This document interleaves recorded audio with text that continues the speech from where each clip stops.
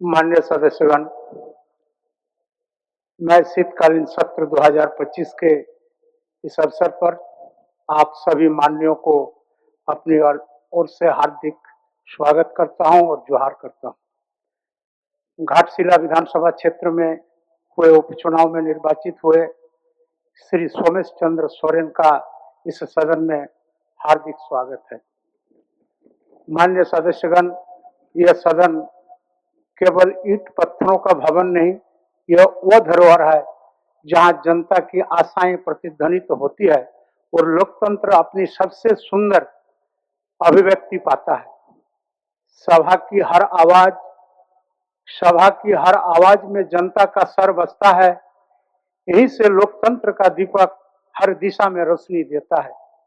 उक्त शीतकालीन सत्र में कुल 5 कार्य दिवस निर्धारित है।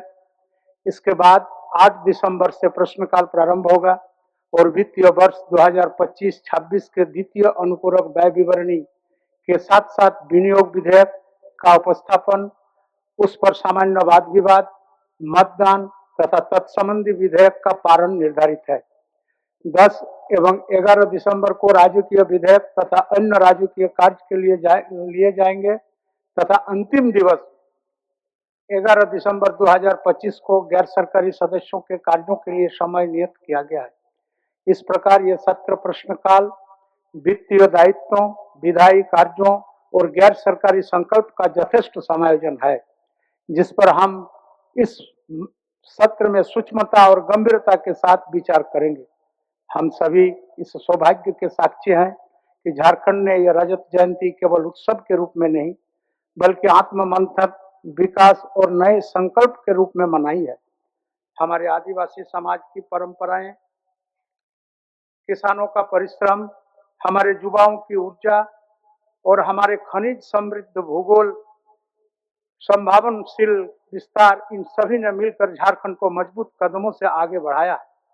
झारखंड ने पिछले 25 वर्षों में विकास की एक सार्थक और निरंतर यात्रा तय की है। बुनियादी ढांचे, सामाजिक सशक्तिकरण, आजीविका, शिक्षा, स्वास्थ्य के क्षेत्र में निश्चित रूप से महत्वपूर्ण प्रगति हुई है, किंतु यह भी उतना ही सत्य है कि हमारे सामने अभी लंबा मार्ग शेष है।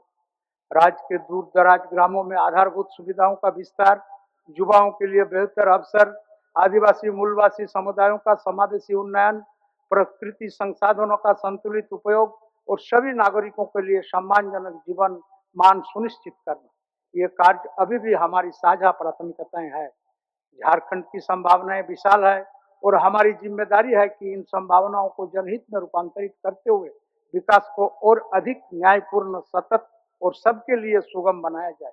मैं समझता हूं कि माननीय मुख्यमंत्री श्री हेमंत सोरेन के नेतृत्व में झारखंड और अधिक तेजी से आगे बढ़ेगा।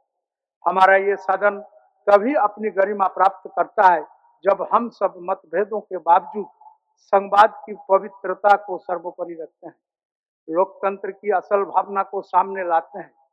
विचारों के विविध रंगों से ही सदन का इंद्रधनुष बनता है। विचारों के विविध रंगों से ही सदन का इंद्रधनुष बनता है।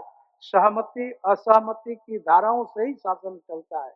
माननीय सदस्यगण, हम सब इस सत्र में अधिकतम भागीदारी सुनिश्चित करें, प्रश्नों को सारगर्भित बनाएं, बहसों को तथ्यपूर्ण रखें और निर्णयों को जनहित की कसौटी पर परखें। जनता ने हम सबको अपनी आशाओं का संरक्षक बनाकर भेजा है। उन आशाओं को यह सदन सर्वोपरि मानता है। इन्हीं शुभेच्छाओं के साथ मैं समझता हूं कि शीतकालीन सत्र 2025 सुचारू, अनुशासित, बहुउपयोगी और जन कल्याणकारी सिद्ध होगा। धन्यवाद।